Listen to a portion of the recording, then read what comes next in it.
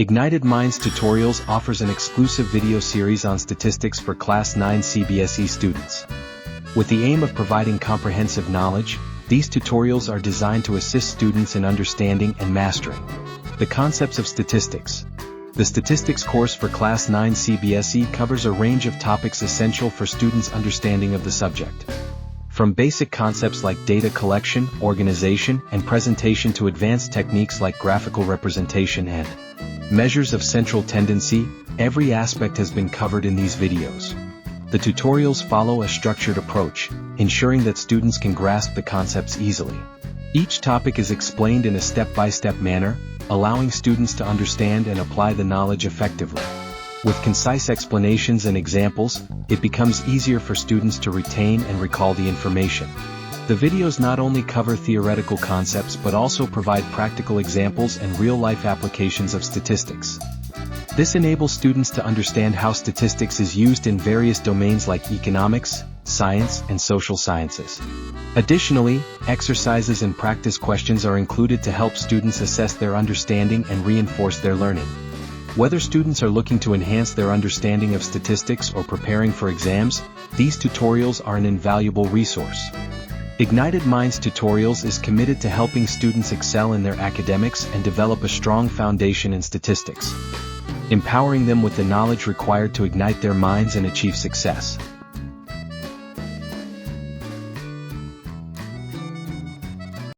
Okay, Bachapadi will start with statistics today, and this happens to be again a common chapter between both the boards. Okay, maths का chapter है, calculation थोड़े ज़्यादा हैं. आपको यहाँ पे basically बार ग्राफ क्या होता है, frequency, polygon, so on and so forth, बहुत सारे टॉपिक्स हैं. तो please pay attention and ask questions wherever you feel like. Okay, तो पहली बात, स्टैटिस्टिक्स की जरूरत क्यों पड़ती है? Why do we actually need statistics? Statistics क्यों जरूरत पड़ती है? ओ बाबा, स्टॉक्स की बात कर रहे हैं. ओके ओके, बिजनेस में जैसे स्टॉक्स वगैरह के लिए. ओके ओके, बिजनेस में स्टॉक्स वगैरह के लिए. ओके, और चलिए, बिजनेस तो आपने अभी तक स्टार्ट नहीं किया है, आपके लिए स्टैटिस्टिक्स कहां पे यूजफुल है? हाँ, रिपोर्ट कार्ड तो आपका इंडिविजुअल हो गया. तो अगर आप देखोगे, आपका स्कूल का जो परफॉर्मेंस है या स्कूल में क्लास का जो परफॉर्मेंस है, वो सारे आपके स्टैटिस्टिक्स पे हैं. जैसे अगर समझो किसी स्कूल का हम बोल रहे हैं कि 100% रिजल्ट हो रहा है, इसका मतलब क्या है कि पूरे 10th में या 12th में कोई भी फेल नहीं हो रहा है. ठीक है, how many ever the students are who have appeared for their exams, none of them have actually failed. तो ये मास स्टैटिस्टिक्स है. ठीक है, किसी एक इंडिविजुअल का परफॉर्मेंस नहीं कर रहे हैं हम यहाँ पे, पूरे स्टैटिस्टिक्स को. जैसे पॉपुलेशन आपके स्टैटिस्टिक्स में आता है, बिजनेस आपका स्टैटिस्टिक्स में आता है, आपका इन्फेंट मोर्टेलिटी रेट, सारी चीजें जब हम बहुत बड़े पैमाने पे देखने की कोशिश करते हैं तो वो स्टैटिस्टिक्स से आता है. ठीक है, अभी समझो अगर कोई एक बीमारी है, व्हाटएवर, ठीक है, और उसमें किसी एक इंसान की डेथ हो जाती है, शायद हम उसको नजरअंदाज कर दें, लेकिन एक ही एरिया में अगर 200-300 लोग उस बीमारी से मर जाते हैं, देन इट इज अलार्मिंग. ठीक है, तो स्टैटिस्टिक्स इन चीजों को बेसिकली डिफाइन करता है जो बहुत बड़े पैमाने पे होती है. ठीक है, एक इक्के दुक्के चीजों को स्टैटिस्टिक्स कंसीडर नहीं करता है. Statistics always will consider a mass data. ठीक है, बहुत बड़े पैमाने पे डेटा का मूल्यांकन करेगा स्टैटिस्टिक्स. यहां बैठ के सोएगा, फिर यहां से निकलेगा, फिर वैसा तुलसी विवाह करेगा 4 दिन तक, फिर तो तेरी बात कर रहा हूं मैं, सो रहा है तू, पीछे क्या देख रहा है? तो उसके साथ फ्रेंडशिप कर ले वैसा. उसने तो तुलसी विवाह में हमारा क्लास ही बंद करवा दिया था, और तू तो क्लास आकर भी वैसा ही है. तेरा आना ना आना बेकार, मतलब कुछ मायने नहीं रखता. सो रहा है बैठ के सामने सामने. Where have we seen statistics? Okay, so we have seen the use of statistics in our textbooks, newspapers, as well as on TV. Following the chips. जैसे अभी देखो, आपका इलेक्शन का माहौल है. अगर आप न्यूज वगैरह गलती से देखते होंगे तो उसमें काफी सारा चुनाव के बारे में आप देखेंगे. जस्ट इलेक्शन के पहले ऐसे एक स्टैटिस्टिक्स आएगा, कितने लोग किसको ज्यादा वोट दे रहे हैं, मौखिक जो वोट है. ठीक है, इतना हमने एक सर्वे किया, इसमें हमारा इस पार्टी का इतना वोट दिखा रहा है, इस पार्टी का इतना वोट दिखा रहा है, फलाना फलाना, उसके बाद रुझान होगा वगैरह वगैरह. तो ये सारे आपके स्टैटिस्टिक्स हैं. These are all statistics. ठीक है, we have seen the use of statistics in our text books and newspapers as well as on TV. The following clips are some of the examples. So for example, देखो यहाँ पे जैसे ये आपका एक बहुत पुराना सा डायग्राम है जहां पे आपने एयर के कॉम्पोजिशन को एक पाई चार्ट में रिप्रेजेंट किया है, ठीक है। नाइट्रोजन का परसेंटेज यहाँ पे 78 दिखा रहा है, ऑक्सीजन का 20.9 दिखा रहा है। This is something that you are aware of, ठीक है। और अदर गैसेस अप्रोक्सीमेटली इतने आ जाएंगे, कार्बन डाइऑक्साइड का अप्रोक्सीमेटली 0.03%। तो इससे आपको पता चल रहा है कि एयर का मेन कॉन्स्टिट्यूंट आपका कौन हो गया, नाइट्रोजन, ठीक है। सो इस तरह से आपके स्टैटिस्टिक्स रिप्रेजेंट करते हैं। The presence of different gases in air is shown in the diagram, ठीक है। तो आपका टोटल रेनफॉल है, लेट्स से आप देखो यहाँ पे टोटल रेनफॉल ईयर 1995, 96, 97, 98, 99, इस तरह से आपको रेनफॉल के भाई साहब स्टैटिस्टिक्स हैं, ठीक है। ऐसे ग्राफ्स में आप इसको पाई चार्ट में आप स्टैट्स को रिप्रेजेंट कर सकते हैं, आप बार ग्राफ्स में स्टैट्स को रिप्रेजेंट कर सकते हैं। ये आपका 3D पाई ग्राफ है, ठीक है। और कैसे रिप्रेजेंट कर सकते हैं आप, बेसिकली पॉलीगॉन आपके फ्रीक्वेंसी ग्राफ से ही है, ठीक है। तो आपका देखो यहाँ पे जैसे क्रॉप्स हैं, पैडी, कॉटन, व्हीट, मेज, बनाना, ज्वार, सोयाबीन, बाजरा, ऐसे भाई साहब आपके कितना प्रोडक्शन हो रहा है, ठीक है, इसके स्टैट्स हैं। तो अलग अलग चीजों को आप बहुत बड़े पैमाने पे जिन चीजों को हम एक्सप्रेस करते हैं, growth of crops is shown in this diagram. यहाँ पे ग्रोथ ऑफ क्रॉप्स है बेसिकली, ठीक है। What is statistics? Statistics is basically collection, presentation as well as analysis and conclusion, ठीक है। किसी भी डेटा का प्रेजेंटेशन, अभी प्रेजेंटेशन अलग अलग तरीकों से कर सकते हैं आप, फ्रीक्वेंसी बार ग्राफ डाल सकते हैं, फ्रीक्वेंसी ग्राफ डाल सकते हैं, पाई चार्ट में प्रेजेंटेशन करते हैं, ठीक है। सो तमाम तरीकों से आप इस किसी भी डेटा को प्रेजेंट करते हैं। एक डेटा का वो दूर से देखने से ही आपको समझ में आ जाता है।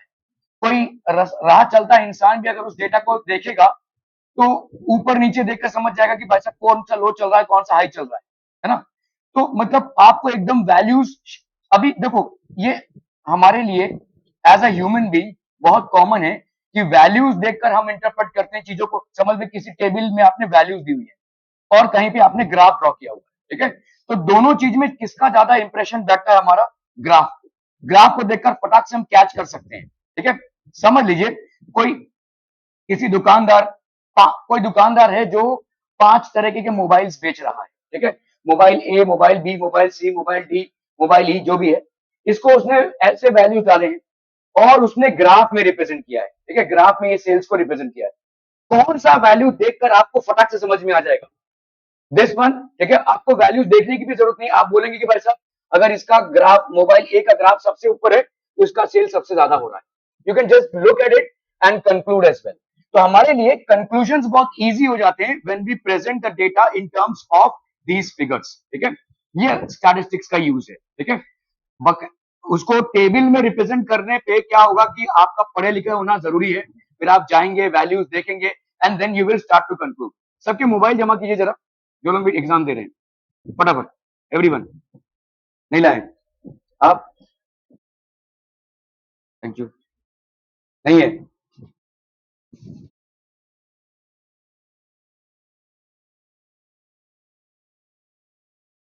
और कौन है? Anyone else? बस सिर्फ 2 ही जन मोबाइल नहीं लाए? अच्छा जी, इतने जो मोबाइल यूज करते हैं सिर्फ 2 ही जन नहीं लाए?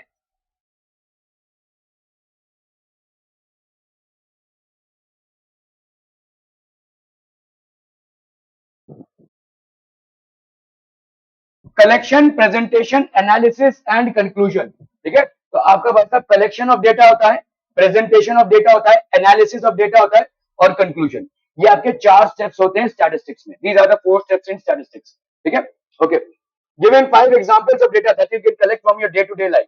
5 examples of data that we can gather from day to day life. Number of students in our class, number of fans in our school, electricity bills on our house for the last 2 years, election results obtained from television or newspapers. ये सारे आपके पास सब examples हैं। Number of students in our class, क्या ये data को हम charts में रिप्रेजेंट कर सकते हैं? Number of fans in our school, electricity bills of our house for the last 2 years, कभी ज्यादा गया होगा, गर्मी के मौसम में आपको दिखेगा कि ऊपर जाता है, ठीक है। तो ये ऐसे है। Electricity bills, election results obtained from television और न्यूज़पेपर्स, ये सब आपके भाई साहब क्या हो जाएंगे? These are all different types of stats. Literacy rate figures obtained from educational survey, तो लिटरेसी रेट्स आपके क्या क्या हैं उस पर एजुकेशनल सर्वे पे। Of course remember that there are many more different answers. Primary data, when the information is collected by the investigator himself with a definite objective in mind, ठीक है। जब आप किसी डेटा को कलेक्ट कर रहे हैं या इंफॉर्मेशन कलेक्ट कर रहे हैं और आपके पास एक ऑब्जेक्टिव है, ठीक है। ऑब्जेक्टिव कैसा है, देखो जैसे समझो इलेक्ट्रिसिटी बिल, आप इसको रिप्रेजेंट कर सकते हैं कैसे भी, मतलब जैसा हर साल का या हर महीने का इलेक्ट्रिसिटी बिल को आपने ग्राफ में रिप्रेजेंट कर दिया। अभी डिपेंड करता है कि ये ग्राफ कौन बना रहा है और किस पर्पज से बना रहा है, ठीक है। अगर समझो हमको ये देखना है कि कौन से महीने में हमारा इलेक्ट्रिसिटी बिल कंजम्पशन हाई हुआ है, तो हम अलग तरीके से इसको रिप्रेजेंट करेंगे, ठीक है। मतलब समझ लो जैसे इस महीने, इस साल के जून में ये इलेक्ट्रिसिटी बिल हाई हुआ, अगले साल के जून में, मतलब 2 साल के जून में हमको दिख रहा है कि ये हाई हो रहा है, तो हम जून के महीने को एक में ले लेंगे, ठीक है। सो अलग अलग तरीके से, तो ये ऑब्जेक्टिविटी हो जाती है। This is basically objective in its mind. When the information is gathered from a source which already had the information stored in this data, which has been collected by someone else. तो इसको अपन क्या बोलेंगे, secondary data.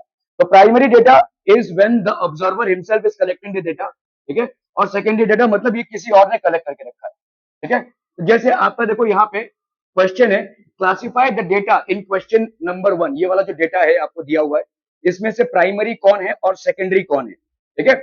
So primary data में कौन कौन आ जाएगा भाई साहब, number of students in our class, ठीक है, इन आवर क्लास, तो आप इसको कलेक्ट कर रहे हैं तो प्राइमरी डेटा हो गया। Number of fans in our school, तो ये प्राइमरी डेटा हो गया। Electricity bill of our house in the last 2 years, ठीक है। आपका देखो ये सारे आपसे कंसर्न है, बिकॉज आप यहाँ पे इन्वॉल्व है, आपका घर है, आपका स्कूल है, ठीक है। तो इसीलिए ये क्या हो रहा है, this is becoming a primary data, आप कलेक्ट कर रहे हैं। On behalf of your school you are collecting the data, ठीक है, और in behalf of your house you are collecting the data, तो यू यहाँ पे आप इन्वॉल्व हैं, ठीक है, इसीलिए ये प्राइमरी डेटा हो जाएगा। Election result obtain from our television और न्यूज़पेपर्स, कोई और डेटा आपको कलेक्ट करके दे रहा है, ठीक है। So this is basically secondary data. Literacy rate figures obtain from educational survey, educational survey government कराती है, ठीक है, उसमें से जो लिटरेसी रेट के फिगर्स आए हैं तो कोई और करके दे रहा है, ठीक है। So that is also a secondary data, ठीक है। सो अगर if you look at on this, ठीक है, प्राइमरी डेटा आपका 1, 2 एंड 3 हो गया, और सेकेंडरी डेटा कौन सा हो जाएगा, 4 एंड 5। सेकेंडरी डेटा हो जाएगा आपका 4 and 5 because somebody else is collecting for you. क्या ये समझ में आ रहा है? प्राइमरी डेटा में आप खुद इन्वॉल्व है क्योंकि आपसे कंसर्न है वो, ऐसा नहीं है कि यहाँ पे आपसे कंसर्न नहीं है, ठीक है, लेकिन प्राइमरी डेटा आप खुद, क्योंकि आप उसमें इन्वॉल्व है, you are involve in your school, you are involve in your house, so whatever data you are collecting on behalf of your school और your house will be pertaining to you and hence it will be primary data. When somebody else is collecting the data for you, obviously आप घर घर जाकर सर्वे नहीं कर सकते हैं, ठीक है, obviously आप चुनाव का विश्लेषण नहीं कर सकते because you are not involved into it, ठीक है, कोई और करके दे रहा है, so this will become a secondary data. क्या ये समझ में आ रहा है? ठीक है, ओके। टाइप्स ऑफ प्रेजेंटेशन, एक होता है भाई साहब आपका न्यूमेरिकल प्रेजेंटेशन, और ये अक्सर कंफ्यूजिंग हो जाता है। न्यूमेरिकल प्रेजेंटेशन इज मोर और लेस कंफ्यूजिंग, क्योंकि ये डेटा बहुत लंबा चलता है और आप अगर थोड़ा सा भी मिस कर जाते हैं तो प्रॉब्लम हो सकता है। सो न्यूमेरिकल प्रेजेंटेशन एक हो गया, ग्राफिकल प्रेजेंटेशन और डायग्रामेटिक प्रेजेंटेशन। तो there are 3 types of presentations, numerical, graphical and diagrammatic, ठीक है। अरेंज डेटा इन असेंडिंग और डिसेंडिंग ऑर्डर, तो आप डेटा को किस में अरेंज कर रहे हैं, असेंडिंग और डिसेंडिंग ऑर्डर में। पहले आपको डेटा को अरेंज करना है। अगर न्यूमेरिकल प्रेजेंटेशन है, if it is basically presented numerically, numbers में प्रेजेंट किया हुआ है, तो आप इसको भाई साहब असेंडिंग और डिसेंडिंग ऑर्डर में रिप्रेजेंट करेंगे, ठीक है। You will basically represented in ascending और डिसेंडिंग ऑर्डर, ठीक है। Ungroup frequency distribution table, ungroup frequency distribution table क्या होता है, जैसे देखो यहाँ पे आपको जैसे समझ लो आपका मार्क्स है, ठीक है, तो कितने लोगों को लेट्स से 40 मिला है, कितने लोगों को 41 मिला है, कितने लोगों को 42 मिला है, कितने लोगों को 43 मिला है, ऐसा। लेकिन अगर हम ग्रुपिंग करें तो 40 से 45 कितने लोगों को मिला, 45 से 50 कितने लोगों को मिला, 50 से 55 कितने लोगों को मिला, इसको अपन क्या बोलेंगे, ungroup, and this is basically group, ठीक है। सो ये हो जाएगा आपका group, okay. Arranging data in ascending और descending order, ungroup frequency distribution table. Age in years हो गया ये, और ये हो गई frequency, age in years 12, 13, 14, 15, 16, frequency हो गई 9, 6, 3, 0, 2, ये हो गया आपका ग्राफिकल प्रेजेंटेशन, ठीक है। ग्रुप फ्रीक्वेंसी टेबल, इसी को हम कैसे करेंगे, देखो ग्रुप डाल दिया हमने, 1 to 10 years, 11 to 20, तो ये आपका ग्रुप फ्रीक्वेंसी हो गया। अगर आप यहाँ पे ग्रुपिंग नहीं कर रहे हैं तो वो आपका क्या हो जाएगा, अनग्रुप फ्रीक्वेंसी डिस्ट्रीब्यूशन टेबल। और अगर आप प्रॉपरली ग्रुपिंग कर रहे हैं so this will become group frequency table. क्या ये समझ में आ रहा है न्यूमेरिकली हम कैसे डेटा को रिप्रेजेंट कर रहे हैं? This is how you are basically representing the data. जैसे एज इन ईयर्स है, ये आपका क्या होगा, ग्रुप या अनग्रुप? ग्रुप, क्योंकि यहाँ पे प्रॉपर ग्रुपिंग हो रही है। ये जो डेटा है अगर इसकी ग्रुपिंग है तो आपका ग्रुप फ्रीक्वेंसी टेबल हो गया, और इस डेटा की अगर ग्रुपिंग नहीं रहेगी तो वो अनग्रुप फ्रीक्वेंसी टेबल होगा। ठीक है, क्लियर है? Okay, group frequency table. अभी हम कर रहे हैं ग्राफिकल। ग्राफिकल में पहले आता है आपका हिस्टोग्राम। ठीक है, हिस्टोग्राम कैसा होगा? ये एक से लगे एक, मतलब ये अटैच्ड है, ये ग्राफ्स एक से एक जुड़े हुए, इन ग्राफ्स के बीच में कोई स्पेस नहीं है। ये बार ग्राफ्स ही हैं, but these graphs do not have a space in between them, तो उसको अपन क्या बोलेंगे? हिस्टोग्राम। फॉर एग्जांपल कोई नंबर ऑफ स्टूडेंट्स हैं और स्कोर ऑन फाइनल एग्जाम, आपने एक्स एक्सिस में स्कोर ऑन फाइनल एग्जाम को रिप्रेजेंट किया है और वाई एक्सिस में आपने नंबर ऑफ स्टूडेंट्स को रिप्रेजेंट किया है। अगर ये सारे ग्राफ्स एक दूसरे से चिपटे हुए हैं तो हम इसको क्या बोलेंगे? This is known as a histogram. Clear है? ओके, फिर भाई साहब आता है आपका फ्रीक्वेंसी पॉलीगॉन। फ्रीक्वेंसी पॉलीगॉन कैसा होता है? आप पॉइंट्स को जोड़ते हैं यहाँ पे। ठीक है, you are basically attaching the points. ठीक है, तो यहाँ पे हो जाएगा आपका points. Frequency polygon is basically points. तो आप देखो यहाँ पे ग्राफ ड्रॉ कर रहे हैं, ग्राफ के मिड पॉइंट को आपने जोड़ रखा है, ग्राफ के जितने भी मिड पॉइंट्स हैं उनको आप जोड़ रहे हैं, तो इससे आपको क्या मिल जाएगा भाई साहब? Frequency polygon. ठीक है, फिर आपका आता है भाई साहब डायग्रामेटिक रिप्रेजेंटेशन। तो ये हो गया ग्राफिकल रिप्रेजेंटेशन में आपके दो आते हैं, हिस्टोग्राम एंड फ्रीक्वेंसी पॉलीगॉन। और डायग्रामेटिक रिप्रेजेंटेशन में आपका आ गया देखो बार डायग्राम। अभी बार डायग्राम में आप देखो प्रॉपर स्पेसिंग है। ठीक है, दो बार ग्राफ्स के बीच में, दो बार्स के बीच में प्रॉपर स्पेसिंग रहेगी। ठीक है, ये हो गया आपका बार ग्राम, बार डायग्राम हो गया ये भाई साहब। ठीक है, okay, so we will basically in our daily life we come across some situations like finding lengths, ठीक है, areas and volumes of objects in consideration. ठीक है, तो इसमें numerical presentation, arranging the data in ascending और descending order in which we have to remember one way important term range of data. तो आपका भाई साहब पहला एक जो इंपॉर्टेंट चीज आता है वो है रेंज ऑफ डेटा। कितना डेटा आप कंसिडर कर रहे हैं? हर बार आप 10 का, 20 का, कितने का डेटा ले रहे हैं? ठीक है, ऐसा नहीं हो सकता कि आपने एक ग्रुप लिया 0 to 10 और दूसरे वाले में आपने डाल दिया 10 to 40। This is not the right way of doing it. अगर आपने पहला ग्रुप 0 to 10 लिया है तो दूसरा ग्रुप आपको 10 to 20 आइडियली लेना चाहिए, तीसरा ग्रुप 20 to 30 ऐसा होना चाहिए। ठीक है, okay, so that is called the range of data. Range of data basically होगा क्या? Maximum value minus minimum value. ठीक है, जैसे अगर मैं बोल रहा हूं यहाँ पे रेंज ऑफ डेटा है 0 to 10, तो मैक्सिमम वैल्यू मेरी कितनी है? 10 minus minimum value, that is this will be 10. This is called range of data. What is range of data? For any class limit that you have taken, ठीक है, maximum value minus minimum value हर एक का class का, जैसे समझो ये 0 to 10 है, ठीक है, फिर है आपका 10 to 20, फिर है आपका 20 to 30। अभी हर एक में आपका एक मिनिमम वैल्यू है और एक मैक्सिमम वैल्यू है। Maximum value minus minimum value will be the range of data. Ungroup frequency table. अब इस फ्रीक्वेंसी टेबल को ध्यान से देखिए, यहाँ पे क्या कोई ग्रुपिंग आपको दिख रही है? Are you able to see any kind of grouping? No. So यहाँ पे आपको देखो रिपीटेशन दिख रहा है, 12 यहाँ पे आया, 12 यहाँ पे आया, 12 यहाँ पे आया, तो ये आपका एक अनग्रुप फ्रीक्वेंसी टेबल है। ठीक है, अभी इसको आप कैसे अरेंज करेंगे? तो आप देख लो, यहाँ पे उठाओ पहले 12, 12 का फ्रीक्वेंसी घुमाओ, फ्रीक्वेंसी का आपको ये आता हो, टैली मार्क्स आते होंगे। ठीक है, तो 12 का 1 यहाँ पे 1 डाल दो, 12 का 2 2 डाल दो, 12 का 3 3 डाल दो, 12 का 4 4 डाल दो, 12 का 5 ये हो गया 5, फिर आ गया भाई साहब 12 का 6, फिर 12 का 7। Are we clear on this one people? Okay, इसके बाद क्या दिख रहा है आपको? 13। तो 13 में कितना दिख रहा है? देखो 1, ये 1 हो गया, 2 2 3 3, ठीक है, 4 4 5 5 और ये हो गया आपका 6। ठीक है, फिर आता है आपका 14, 14 भाई साहब हो गया 1, ठीक है, 2 फिर 3, ठीक है, 12 13 और 14, these are basically ages of some. Okay, तो हम यहाँ पे भाई साहब in this method we have to prepare table showing 3 columns. तो 3 कॉलम्स आपको दिखाने हैं, age in years, this is basically tally marks. ठीक है, ओके, सो आप समझ लो यहाँ पे आ गया आपका फ्रीक्वेंसी। तो फाइंड द स्मॉलेस्ट नंबर, तो 12 13 14 टैली मार्क्स अगर आप देखोगे यहाँ पे, the same thing that I was basically drawing. तो इस तरह से आपको ड्रॉ करना है, हर चौथे के बाद एक पांचवा इसको कंप्लीट करना है। ये पूरे एक कलेक्शन 5 का गिनेंगे आप। ठीक है, 7 6 3, तो टोटल नंबर आपका कितना हो गया? 16। ठीक है, ये आपका क्या बन रहा है? Ungroup frequency table. यहाँ पे कोई ग्रुपिज्म नहीं है, 0 to 10, 10 to 20 ऐसा ग्रुप्स नहीं है, ठीक है? क्लियर है? Are we clear on this one people? Okay okay okay. The blood groups of 30 students of class 8 are recorded as follows. A, B, O इस तरह से है भाई साहब. Represent this data in the form of a frequency distribution table. ठीक है? तो A group का बताइए कैसे करेंगे हम? 1, फिर हो गया 2, ठीक है? फिर हो गया 3, 4, 5, 5, ठीक है? फिर 6, 7, 8, 9. बी ग्रुप का भाई साहब कितना हो जाएगा? देखो 1, 2, 3, 4, 5 और एक और 6, ठीक है? ए बी का कितना हो जाएगा? देखो 1, 1, 2, 3. ओ ग्रुप का कितना हो जाएगा भाई साहब? 1, 2, 3, 4, 5,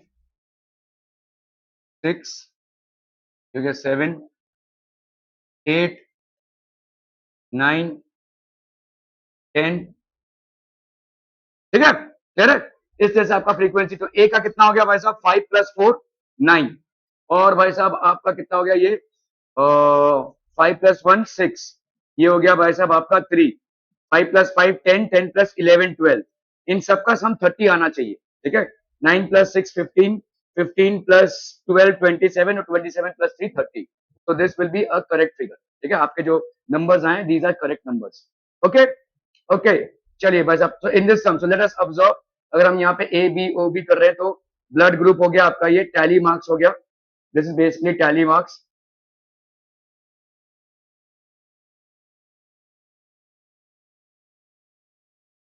और यहाँ पे आ गया आपके नंबर ऑफ स्टूडेंट्स, ठीक है? तो टोटल नंबर हो गया आपका 30, ठीक है?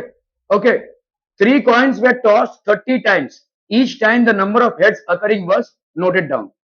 तो जितनी बार भी आपका हेड्स आया है, ठीक है? 3 coins were tossed 30 times. Each time the number of heads occurring was noted. तो 0 1 2 ऐसे करके भाई साहब आपके नंबर ऑफ हेड्स को रिकॉर्ड किया गया है, ठीक है? अभी आपसे पूछा है prepare the frequency table for the given, ठीक है? तो कितनी बार हेड्स नहीं आया है? 0 का देख लो भाई साहब कितना आ जाएगा. Let us prepare an ungroup frequency. Number of heads, tally marks और frequency. The minimum and maximum value in the given data are 0 and 3. ठीक है?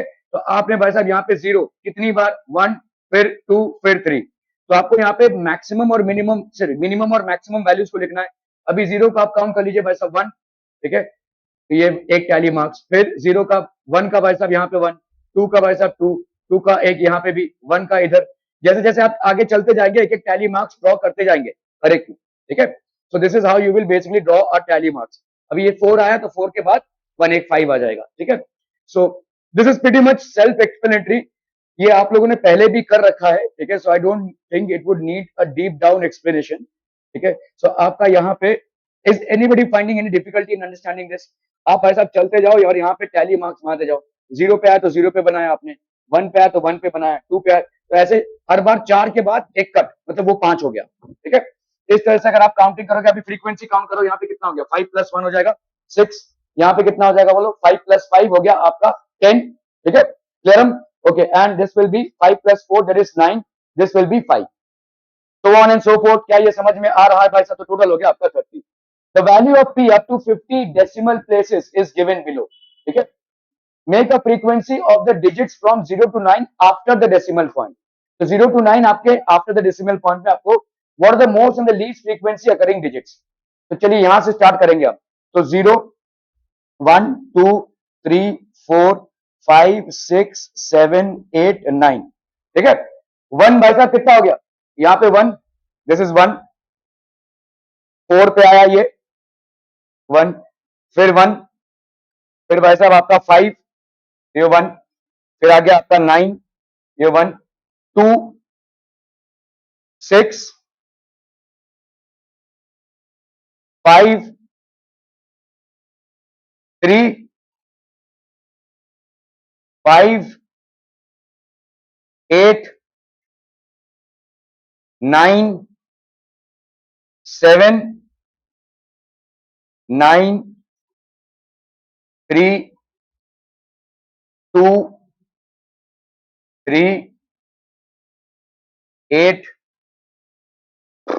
4, ये हो गया भाई साहब आपका 6 2 6 4 3 3, अरे 3, ये 5 होगा ऐसा 3, फिर आया आपका 8, फिर है आपका 3 का लिख लिया हमने, 2 2 2 2 हो गया भाई साहब 2, 7 9 5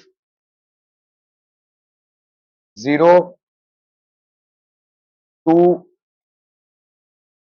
8, फिर से 8, फिर हो गया आपका 4 1 9 7 1 6 9 3 9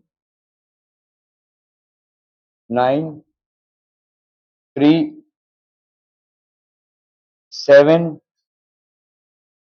5 1 0।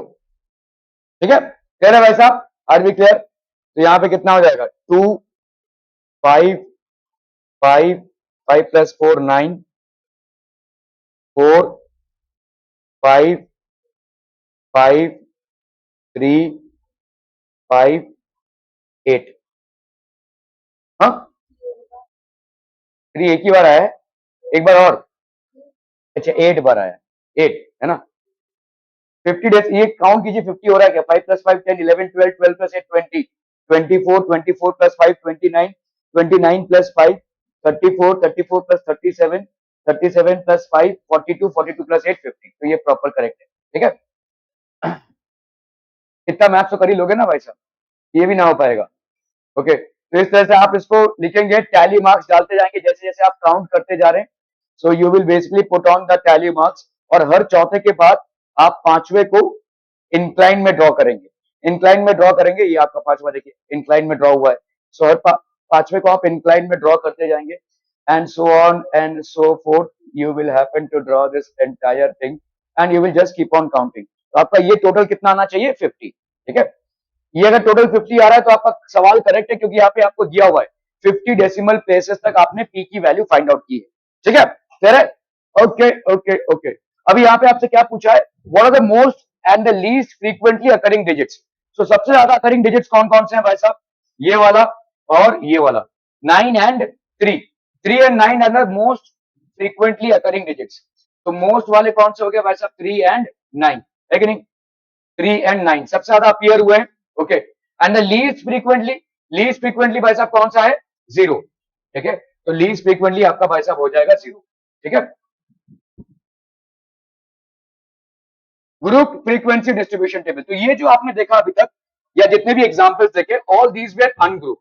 Now we are going to consider group frequency table. ठीक है, ग्रुप फ्रीक्वेंसी टेबल में भाई साहब क्या हो जाएगा, इन द फर्स्ट कॉलम। ठीक है, फॉर एग्जांपल यहाँ पे आपने डाल दिया क्लास मार्क्स, ठीक है, टैली मार्क्स, और ये हो गया आपका फ्रीक्वेंसी। तो ये हो गया आपका कितना, 1 to 10, 11 to 20, 21 to 30। ठीक है, a data of marks obtained by some students in maths as are collected as follows if we have to prepare group frequency table taking classes। ठीक है, तो आपका भाई साहब टैली मार्क्स में ये हो गया, जैसे समझ लो 11, every class has its own lower limit and it's upper limit. तो देखो यहाँ पे हर एक क्लास में जब भी आप ग्रुपिज्म करते हैं, ग्रुप में डालते हैं डेटा को, तो हमेशा आपका एक लोअर क्लास लिमिट होगा और ये आपका अपर क्लास लिमिट होगा। Every class will have a lower class limit and an upper class limit. अभी यहाँ पे आप देखो 5 प्लस 5 10 11, तो कितने हो गए, मतलब जितने कितने स्टूडेंट्स को 1 to 10 मिला है, 11 स्टूडेंट्स को। 11 to 20 कितने को मिला है, 11 स्टूडेंट्स को। 21 to 30 कितने को मिला है, 18 स्टूडेंट्स को। If we happen to add them we will get 40। ठीक है, so every class has its lower limit and its own upper limit. तो ये हो गया भाई साहब आपका लोअर लिमिट, और ये हो गया आपका अपर लिमिट। ठीक है, तो these classes are called discontinuous classes. एक चीज जो आपको समझनी है कि दो तरीके के क्लासेस बनते हैं, एक कंटिन्यूअस क्लासेस और एक डिसकंटिन्यूअस क्लासेस। देखो ये 10 के बाद आपको एक गैप आ रहा है, तो कोई अगर ऐसा स्टूडेंट होगा जिसको 10.5 मिला रहेगा, उसको आप कहां डालोगे? उसको तो आप डाल नहीं सकते, है ना? 10.7 मिला है अगर, ठीक है, तो you will not be able to put class marks of 10, है ना, 1 to 10। किसी को 10.2 मिला है, 10.3 मिला है, 10.7 मिला है, तो उसके लिए तो कोई जगह नहीं मिल रही, या 20.1 मिला है, 20.2 मिला है, तो यहाँ पे क्या हो रहा है? डिसकंटिन्यू हो रहा है, ठीक है। तो ये ग्रुप फ्रीक्वेंसी तो है, लेकिन ये किस टाइप का ग्रुप फ्रीक्वेंसी है?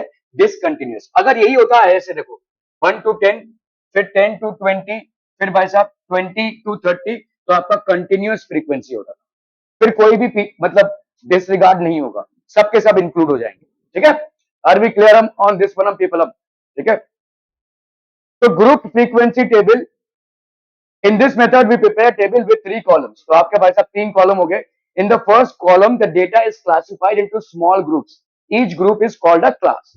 तो पहले हम भाई साहब क्या करेंगे? क्लास, ये हो गया मार्क्स ऑफ 10, ठीक है, फिर टैली मार्क्स डालेंगे, फिर आपका भाई साहब थर्ड कॉलम आपका फ्रीक्वेंसी हो जाएगा, ठीक है। तो आपको यहाँ पे अनग्रुप से ग्रुप बनाना है। आपको भाई साहब ऐसे ताबड़तोड़ मार्क्स दे दिए गए हैं, बहुत सारे स्टूडेंट्स के ऐसे मार्क्स दे दिए गए रैंडम, किसमें भाई साहब? तो ऐसे रैंडम मार्क्स दे दिए गए, उनमें से आपको टैली मार्क्स लिखना है, ठीक है। आपको देखना है मिनिमम मार्क्स कितना और मैक्सिमम मार्क्स कितना है, उसके हिसाब से आपको ग्रुप्स बनाने हैं, ठीक है। ओके, सो 0 to 10, 10 to 20, ये क्या है? कंटिन्यूअस या डिसकंटिन्यूअस? To be continuous. क्यों? क्योंकि यहाँ पे देखो 10 और 10 के बीच में कोई गैप नहीं है, तो this is basically a group frequency table and continuous group frequency table. Discontinuous कब होता था? जब यहाँ पे 10 है और यहाँ पे 11, या यहाँ पे 9 है और यहाँ पे 10, तो इसको अपन बोलेंगे डिसकंटिन्यूअस, ठीक है। क्लियर है? ओके। तो आपके ये हो गए भाई साहब, ये आपके लोअर लिमिट्स हो गए हर एक क्लास के, और ये आपके भाई साहब अपर लिमिट्स हो गए। अगर मैं आपसे पूछूं रेंज ऑफ डेटा क्या है? क्या रेंज ऑफ डेटा? हाँ, तो क्या हो जाएगा यहाँ पे? 10 - 0। रेंज ऑफ डेटा अगर आप देखोगे तो 40 है, लेकिन रेंज ऑफ क्लास लिमिट अगर आप देखोगे तो 10 - 0 दैट इज 10, ठीक है। ओके, तो अभी आपका भाई साहब ये देखो, इज इट सेम? तो these classes are called continuous classes. ये आपका कंटिन्यूअस फ्रीक्वेंसी डिस्ट्रीब्यूशन है, ठीक है। डिसकंटिन्यूअस फ्रीक्वेंसी डिस्ट्रीब्यूशन कब होगा? जब एक का हायर लिमिट दूसरे के लोअर लिमिट से ना मिले, डिफरेंस हो, ठीक है। तो आपने भाई साहब यहाँ पे देखो, when the classes are continuous we follow law of excluding upper limit. तो आप देखोगे जैसे एक्सक्लूडिंग अपर लिमिट, मतलब समझो यहाँ पे कोई किसी को मिला है 11, तो वो कहां जाएगा? सॉरी, किसी को मिला है 10, तो वो कहां जाएगा? इसमें कि इसमें? तो आप इसको एक्सक्लूड करोगे, तो आपका 0 to 10 जो होगा वो इसमें आ जाएगा। When the classes are continuous, जब क्लासेस आपके कंटिन्यूअस हैं, we follow the law of excluding upper limit. तो आप अपर लिमिट को एक्सक्लूड करोगे, मतलब ये वाला जो 10 आया है ये इसमें इसकी गिनती होगी, ठीक है। अगर 11 आएगा तो ऑब्वियसली इसमें गिनती होगी, ठीक है। इसी तरह से अगर डेटा में आपका 20 है तो कौन से में होगा? इसमें कि इसमें कि इसमें? हाँ, सेकंड वाले में होगा, ठीक है। तो 20 आप इसमें गिनोगे, एक्सक्लूडिंग अपर लिमिट्स, मतलब आप इसमें नहीं गिनोगे, ठीक है। This is called the law of excluding upper limits, ठीक है। Law of excluding upper limits, इसको लिख लीजिए। When the classes are continuous, जब आपके क्लासेस कंटिन्यूअस होते हैं, when the classes are continuous we follow the law of excluding the upper limits. Shivansh और अर्चित भाई साहब डिस्कस करके पेपर हो रहा है, हाँ, एक दूसरे को दे दो अपना पेपर भाई साहब।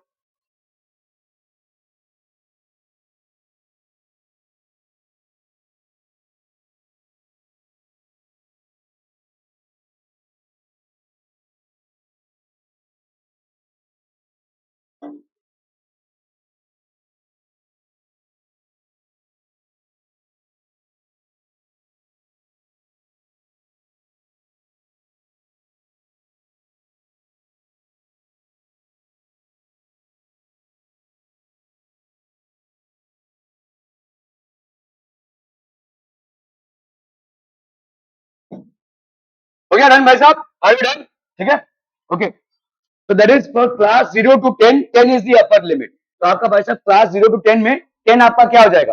ठीक है, अपर लिमिट। ओ सॉरी, मैंने गलत बताया आपको। एक्सक्लूडिंग द अपर लिमिट मतलब इसको आपको एक्सक्लूड करना है, 10 इसमें आएगा, समझो समझो समझो भाई साहब। ओके, तो जैसे अगर कोई डेटा में आपका 10 है, कोई 10 है तो वो इसमें नहीं आएगा, इसमें आएगा।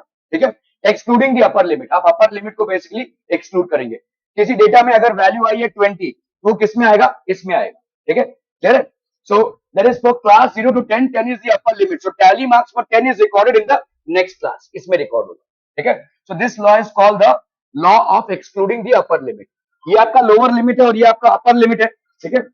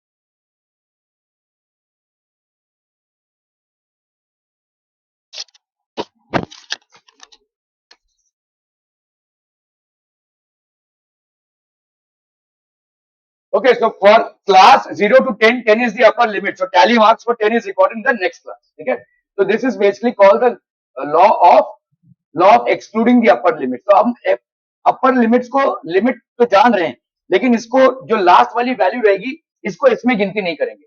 तो if we are getting a 10, it will be included in the next data. If you have a data of 20, it will be included in this one. 20 to 30 में इंक्लूड होगा। अगर डेटा में आपका 30 नंबर है तो कौन से में इंक्लूड होगा, 30 to 40 में। ठीक है, क्लियर है। Okay okay okay. The distance in kilometer of 40 engineers from their residence to their place of work were found as follows. ये 40 इंजीनियर्स का डिस्टेंस है, मतलब ये इनका यहाँ पे काम करते हैं ये, और ये अलग अलग जगहों पे रहते हैं। तो इनके घर से इनका जो काम की जगह है, ठीक है, the site is basically so many kilometres away. So some engineer has 5 kilometer, 3 kilometer, 10 and so on and so forth. Construct a group frequency distribution table with class size 5 for the data given above, taking the first interval at 0 to 5. ठीक है, what main features do you observe? चलिए भाई साहब, इसको देखो, frequency polygon collect करना है ना, पहले तो आपको क्या करना पड़ेगा, ग्रुपिंग करनी पड़ेगी। ठीक है, तो पहले हम ग्रुपिंग करेंगे। ठीक है, तो आपका फर्स्ट क्लास इंटरवल आप कहां से कहां ले लो, 0 to 5। ठीक है, मतलब कौन कौन से लोग और कितने लोग बेसिकली 0 से लेकर 5 किलोमीटर दूर रहते हैं साइट से। जो इंजीनियर है वो साइट पे काम करने जाते होंगे, अपने वर्किंग साइट से वो 0 से 5 किलोमीटर दूर है। ठीक है, तो this will be the data. Second, 5 is not include, तो आपका जो 5 है वो इसमें नहीं आएगा, वो किस में आएगा, 5 to 10 में आएगा। ठीक है, क्लियर है। Since 5 is not included in the class 0 to 5, the classes are continuous. तो अपन क्लासेस को continuous, since the size of all classes is the same, तो सारे क्लासेस का साइज हम सेम रखेंगे। ठीक है, हमेशा याद रखिएगा। तो क्लास इंटरवल्स आपके क्या क्या हो जाएंगे, 0 to 5, 5 to 10। किस टाइप का आपका डिस्ट्रीब्यूशन हो रहा है, फ्रीक्वेंसी डिस्ट्रीब्यूशन आपकी जो है यहाँ पे कंटिन्यूअस है। ठीक है, okay. Since the biggest number in the data is 32, the last class interval क्या हो जाएगा, बोलो 30 to 35। यहाँ पे देख लो, एक बार नजर फेर लो भाई साहब, सबसे बड़ा वैल्यू जो आपको दिख रहा है वो है 32 का, इससे बड़ा कोई वैल्यू है नहीं। ठीक है, तो 32 अगर भाई साहब आपका सबसे बड़ा वैल्यू है, तो आपका लास्ट क्लास इंटरवल क्या हो जाएगा, 5 का टेबल ही तो बना रहे हो आप, 0 to 5, 5 to 10 ऐसे जा रहे हो, तो आपका कितना हो जाएगा, 30 to 35। सेल्फ एक्सप्लेनेटरी है, किसी को कोई दिक्कत हो रही है समझने में, एनी प्रॉब्लम्स? ओके, तो हम यहाँ पे क्या पढ़ेंगे, डिस्टेंस इन किलोमीटर्स। तो डिस्टेंस इन किलोमीटर्स हम कैसे लेंगे, 0 to 5, 5 to 10, 10 to 15 ऐसा जाएगा। ठीक है, ओके, तो पहले हम यहाँ पे देखो, तो हम कहां तक जाएंगे, 30 to 35 तक। आपको बेसिकली करना क्या है, सबसे मिनिमम वैल्यू को देखना है और सबसे मैक्सिमम वैल्यू को देखना है। यहाँ पे सबसे मिनिमम वैल्यू आपकी भाई साहब कौन सी आ रही है? यहाँ पे देखो 3 आ रही है, मतलब ये किसमें के बीच में आ जाएगा? 0 to 5 के बीच में आ जाएगा। और सबसे मैक्सिमम वैल्यू आपकी कितनी आ रही है भाई साहब? 32 आ रही है। नहीं 3 नहीं, 2 है मिनिमम वैल्यू, ठीक है। तो ऑब्वियसली ये 0 to 5 के बीच में आ जाएगा और यहाँ पे 32 आपका मैक्सिमम वैल्यू है, इसलिए तो इसीलिए जो आपका स्टार्टिंग क्लास होगा वो 0 to 5 होगा और जो एंडिंग क्लास होगी वो 30 to 35 होगी। ऑब्वियसली इनके बीच का आप 5 के टेबल के हिसाब से भर ही लेंगे। Are we clear on this one? Okay, तो पहले हम ये वाला 5 कहां डालेंगे बोलो हर्ष चौधरी? ये वाला 5 किधर डालेंगे? 0 to 5 मालूम था तो यही बोलेगा। अभी तो मैंने बोला अपर क्लास लिमिट को एक्सक्लूड करना है, तो अगर तुम्हारा कंटिन्यूअस फ्रीक्वेंसी डिस्ट्रीब्यूशन है तो 0 to 5 will be included in this one, 5 to 10। Upper class limit को इग्नोर करना है for any value that you are getting close to the upper class limit, तो आप यहां पे डालेंगे 5 to 10 में। यहाँ पे आपने 5 को उड़ाया और वहां पे मतलब क्रॉस किया और वहां पे डाला, ठीक है। 3 कहां पे आएगा? 0 to 5 में, ओके चलिए भाई साहब 3 उसमें आ गया। 0 to 5 10 10 10 10 10 है करना है, कौन से में आएगा 10? आयुष, हाँ देख रहे हैं भाई साहब, इससे इजी मैथ्स हो सकता है कि नहीं मुझे नहीं मालूम, ये मैथ्स है भी नहीं, एक पैसे का दिमाग इसमें लग ही नहीं रहा है। आपका भाई साहब 10 किस में आ जाएगा? इसको आप इग्नोर करेंगे अपर क्लास लिमिट को, तो 10 to 15 में आ जाएगा। सिर्फ प्लेसमेंट जो करना है इसमें। 20 किस में आएगा जानवी? 20 to 25 में, 15 to 20 में नहीं आएगा, ठीक है। तो 20 आएगा 20 to 25 में। 25 किस में आ जाएगा इच्छुक? 20, अरे बाप रे बहुत जोर है आवाज मेरे, ओके गुड। ओके 11 किस में आ जाएगा? अरे बाबू 10 to 15 में आएगा, अच्छा जी चलिए। 13 7, ठीक है। 12 31 19 10 किस में आएगा? 10 किस में आएगा? 10 to 15 में, 10 to 15 में आ जाएगा भाई साहब आपका 10, ठीक है। 12 17 18 11 32 17 16 2 7 9, वहां पे भाई साहब आपका कॉरेस्पॉन्डिंगली आप टैली मार्क्स बनाते जा रहे हैं, ठीक है। 8 3 5 5 किस में आ जाएगा? 5 हाँ हाँ 5 to 10 में आएगा, ओके। तो ये आ जाएगा आपका भाई साहब 5 to 10 में। 12 15 किस में आएगा? प्राची 15 to 20 में, ओके। 18 3 12 14 2 9 6 विद इट 15 किस में आएगा? 7 6 12। तो अभी आप फ्रीक्वेंसी ड्रॉ कर लीजिए भाई साहब यहाँ पे, ठीक है। आपका ये जो फ्रीक्वेंसी आप ड्रॉ कर रहे हैं इसको जब टोटल करेंगे तो कितना आ जाएगा भाई साहब आपका? 40। इसमें भाई साहब एक पैसे का दिमाग नहीं लगने वाला है आपका, एक ऐसा थोड़ा सा एंड में फॉर्मूलेज हैं लेकिन वो भी मैनेजेबल फॉर्मूलेज हैं, बहुत ही इजी सा चैप्टर है, मुंशीगिरी का काम है बेसिकली। 10th में थोड़ा सा डिफिकल्ट हो जाता है but otherwise statistics is damn easy in this place, ठीक है। आपका बहुत इजी है ये, इस चैप्टर को थोड़ा सा भी ध्यान देंगे तो आराम से इसको कर सकते हैं। So most of the engineer, अभी यहां से आपको क्या पूछा है देखो, construct a group frequency distribution table with class size 5 for the data given above. तो आपने भाई साहब क्लास साइज 5 लिया हुआ है, टेकिंग द फर्स्ट इंटरवल है 0 to 5। अगर यहाँ पे आपको नहीं भी दिया रहता तो भी मजबूरन आपको 0 to 5 ही लेना पड़ता, ठीक है।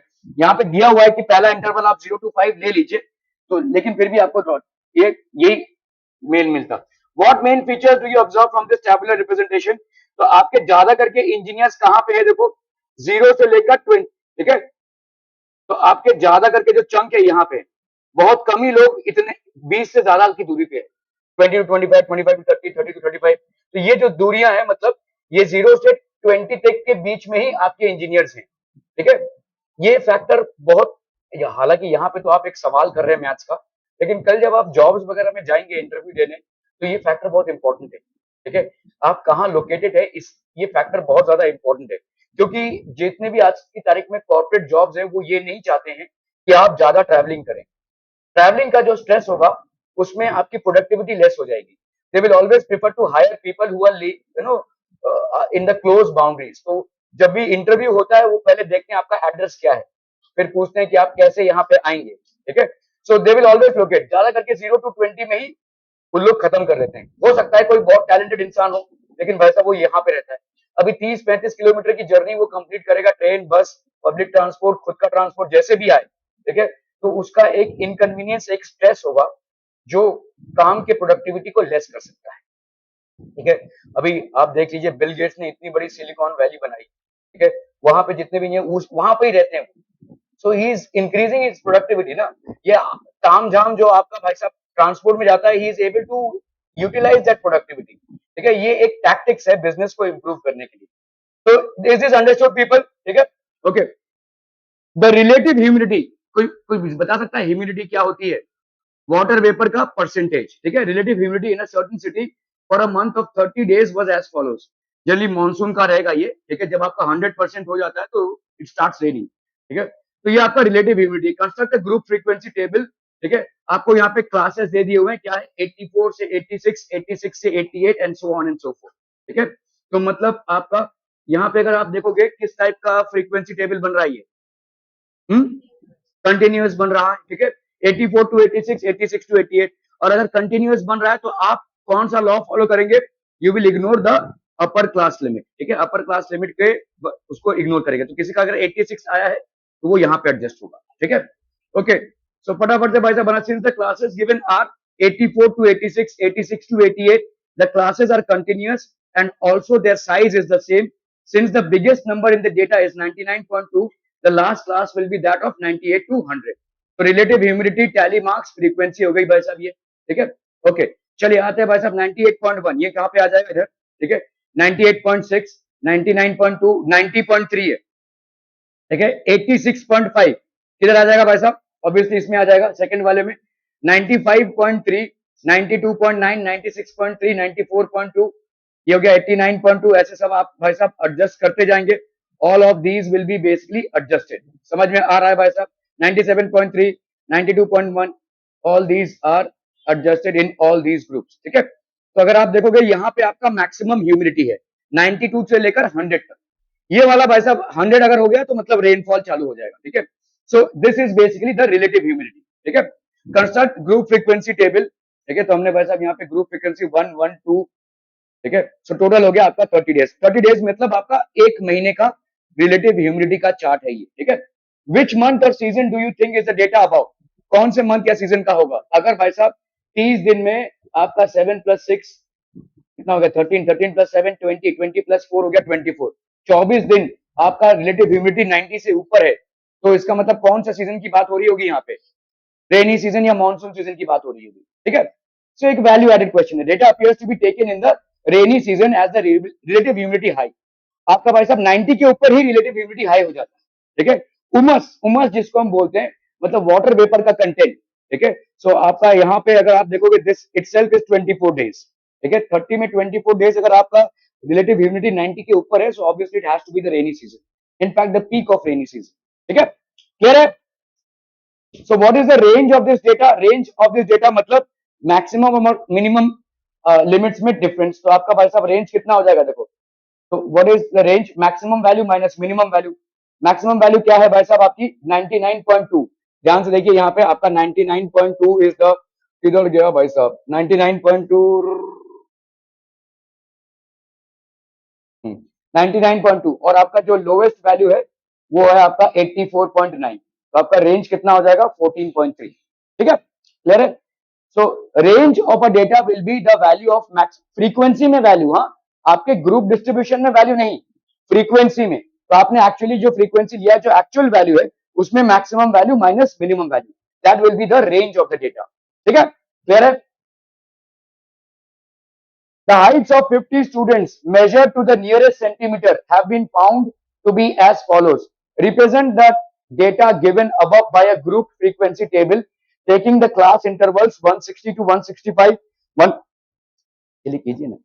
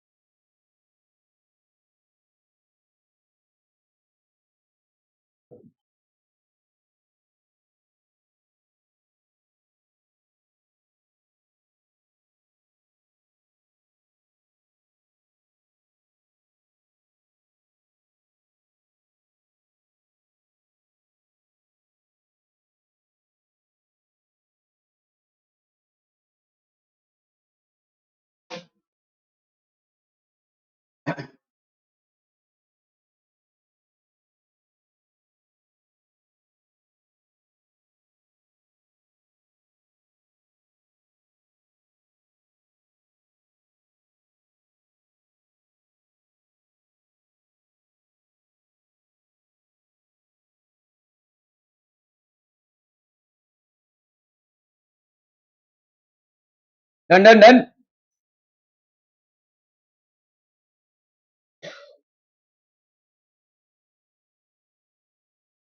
तो हाइट्स इन सेंटीमीटर 150 टू 55, ये हो गया भाई साहब heights in centimetre. Tally marks हो गए आपके ये, these are basically your tally marks.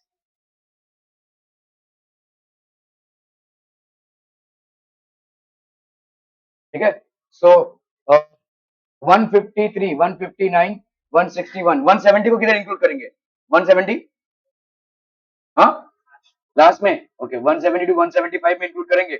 Okay 170 will be included है, 162, 165। ठीक है, फिर आता है आपका 166, 168। हर चौधरी 165 किस में आएगा? 165 टू 170 में आ जाएगा। ठीक है, 64, 54, 152, 153, 156, 158, 162, 160 किस में आएगा? 160, 162 इस वाले में आएगा, 160 टू 165। ओके ठीक है, सो 160 टू 165, 173, 166, 160, 59, 62, 67, 68, 59, 58, 53, 54 एंड 59। ठीक है, अभी फटाफट से कैलकुलेट कर लीजिए यहाँ पे 5 + 5 10 और 11 12, तो 150 टू 155 के बीच में आपको 12 मिल गया। यहाँ पे आपका 5 + 4 हो गया 9। ठीक है, दिस विल बी 9। तो ऐसे अगर आप कैलकुलेट करेंगे तो आपका कितना टोटल आना चाहिए? 50। You have to add this and if it is coming to be 50 that is the correct one. ठीक है, what can you conclude about their heights from the table? आप भाई साहब हाइट्स के बारे में क्या बोल सकते हैं? What can you conclude about the Heights? ठीक है, so on one conclusion that we can draw from the above table is that more than 50% of the students are shorter than 165 centimeter। आप देखो यहाँ पे कितने टोटल 50, इसका add कर लो 15, 14 + 10 हो गया आपका कितना? 24, 24 + 5 हो गया 29। 50 का आधा कितना होता है? 25। ठीक है, तो more than 50% of the students are shorter than 165 centimetre. इससे भाई साहब इनका शॉर्टर देन है। ठीक है, सॉरी ये वाला है। ठीक है, तो 12 + 14 + 9, आप देखो यहाँ पे 165, तो कितना हो जाएगा ये? 12 + 9 हो गया आपका 21, 21 + 14 तो आपका हो गया 35।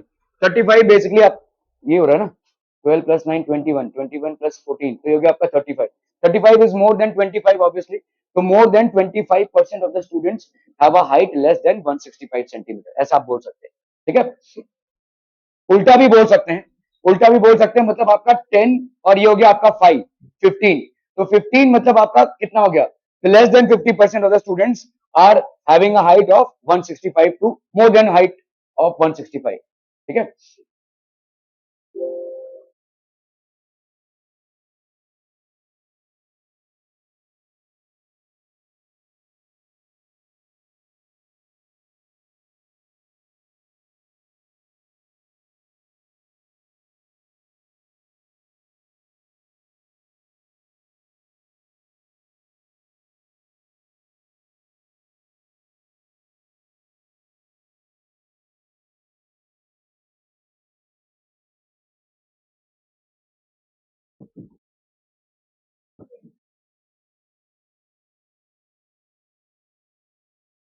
a study was conducted to find out the concentration of sulfur dioxide in air in parts per million of a certain city.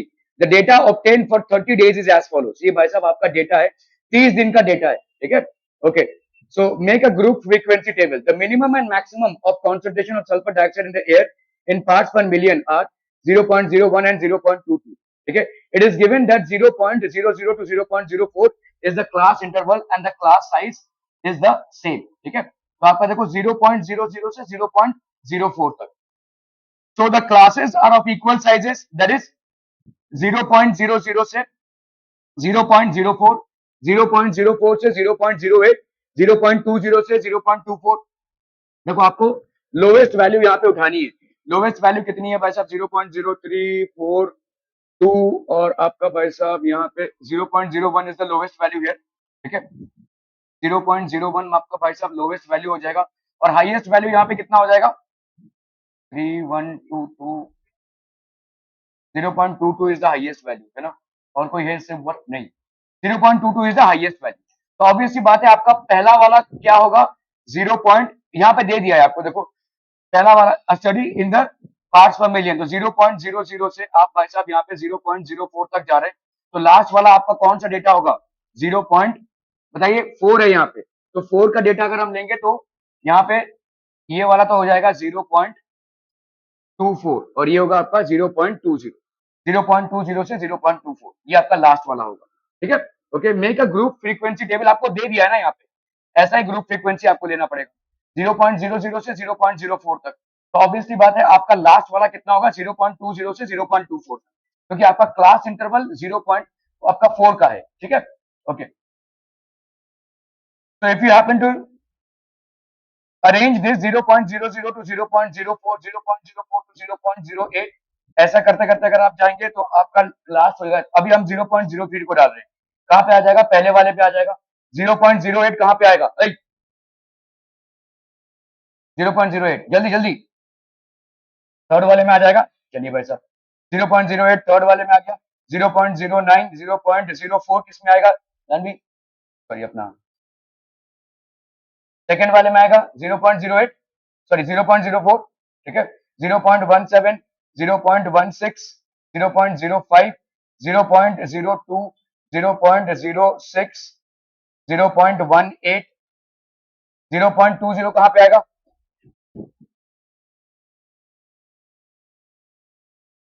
0.20 से 0.24, 0.20 नहीं बोलना कभी, ठीक है।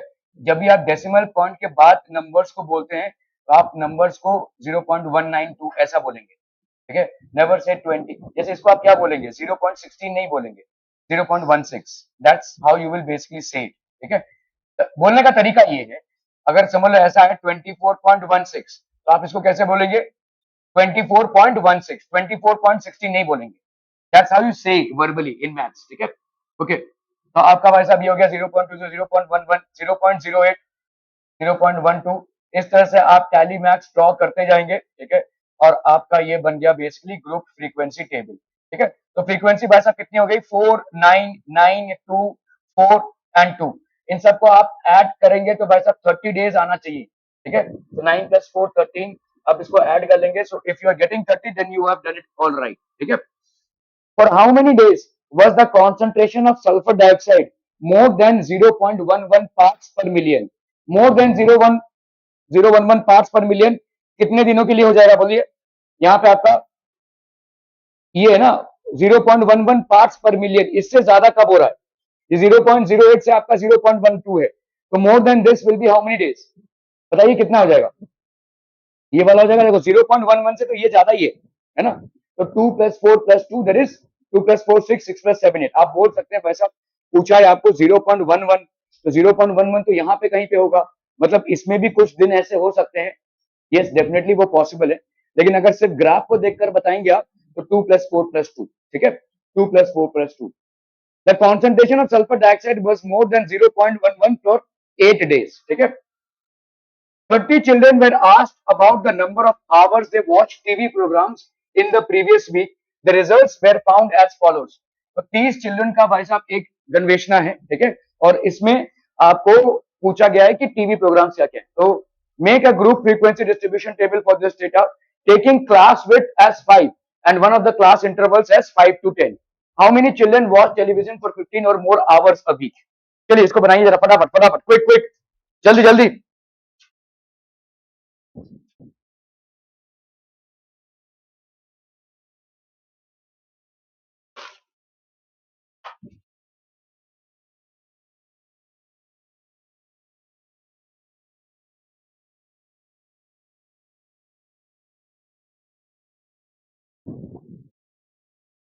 ये स्टेपलर पास कीजिए, हो जाएगा।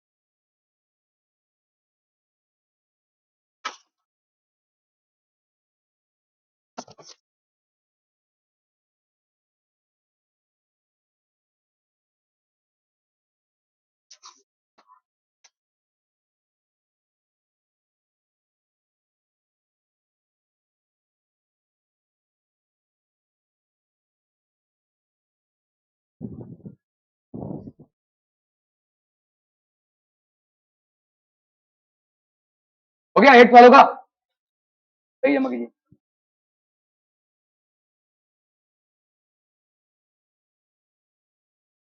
फटाफट फटाफट दो, किधर गए?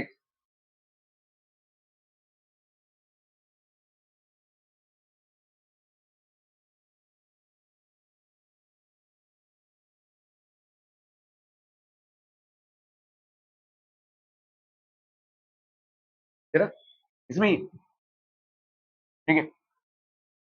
वो क्या कहते हैं उधर जो, हाँ आदित्य से ले लो ना।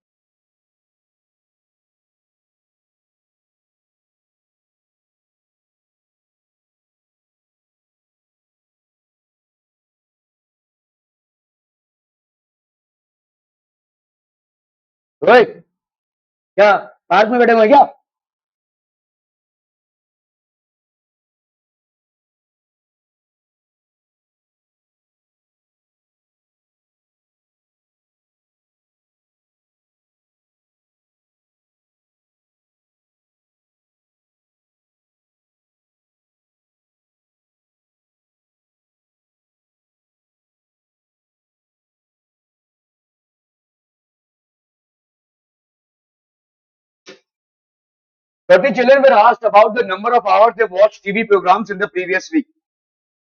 तो यहाँ पे देखो, the minimum and maximum number of hours children watch TV programmes in the previous week are 1 hour and 17 hours। तो आपका देखो यहाँ पे 1 hour है, and this is the maximum, that is 17 hours। ठीक है, आप लोगों का सबका ये 15 को छुट्टी है ना?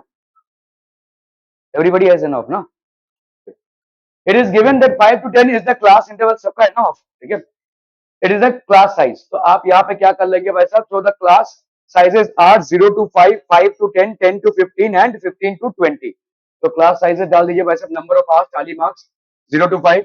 आपका यहाँ पे टैली मार्क्स में क्या क्या आ जाएगा, देखो 1, 1 इधर कितना है, 1। ठीक है, तो ये आपके टैली मार्क्स हो जाएंगे भाई साहब। 5 किधर आ जाएगा भाई साहब, 5 किस में आएगा, सेकंड में आ जाएगा। 5 to 10 में, ओके 12, 5, 8, 4, 8, 10 किस में आ जाएगा जानवी, 10 फटाफट फटाफट, थर्ड में, ओके 10 to 15 इसमें आ गया भाई साहब, 3, 4, 12, 2, 8, 15, 17, 6, 3, 2, 8, 5 किस में आएगा, सेकंड में, ओके 9, 6, 8, 7, 14 एंड 12। ठीक है, सो ये आपका हो गया 10, 13, ये हो गया 5, 2। तो टोटल आपका कितना हो जाएगा बोलो, 10 प्लस 13, ये हो गया आपका 23, 23 प्लस 5, 28, 28 प्लस 2, 30। कमेंट्री बंद होगी आपकी, नहीं आप दोनों की नहीं। So this is basically 30 children. So how many children watch television for 15 or more hours a week? तो 15 और more hours a week कितना हो जाएगा? So this will be 15 hours plus। ठीक है, कितने भाई साहब हो रहे हैं, 2।